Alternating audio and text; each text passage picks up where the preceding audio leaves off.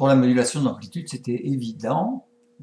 Le schéma, la vidéo nous pouvait bien nous le montrer. Pour la modulation de fréquence, c'est un petit peu plus difficile. Vous avez ici un signal basse fréquence qui est modulant, par exemple la voix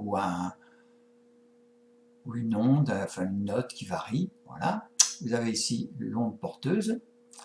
Et puis ici, vous avez le signal modulé. Voilà, on se rend compte que ici, les alternances, la période est courte, puis ici, la période elle est plus longue, puis elle est un petit peu moins longue. Là, on a 3 périodes courtes, une qui augmente. On voit qu'ici, la fréquence, au fur et à mesure que le temps passe, la fréquence, elle varie. Voilà. Elle est modulée par ce signal. On va essayer de voir comment c'est modulé. On va partir à peu près d'ici. Si on regarde, on a le signal modulant, son amplitude augmente.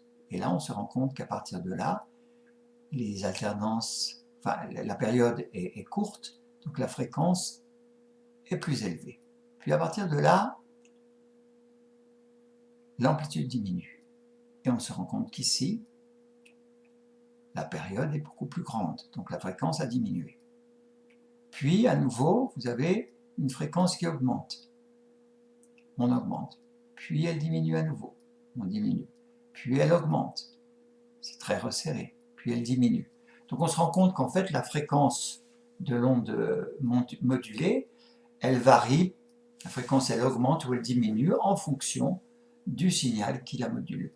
Plus le signal est élevé, plus la fréquence est élevée, et quand l'amplitude du signal diminue, la fréquence est plus faible. Donc ce signal est bien modulé en fréquence.